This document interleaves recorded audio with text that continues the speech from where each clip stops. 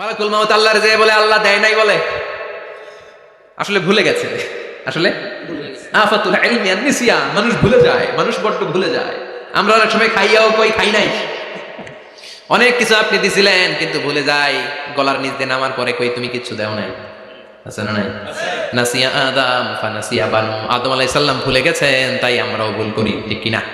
এজন্য আমাদের নেতারাও বলে এটা দেব ওটা দেব, নির্বাচনের পর সব ভুলে যায়। আছে না নাই?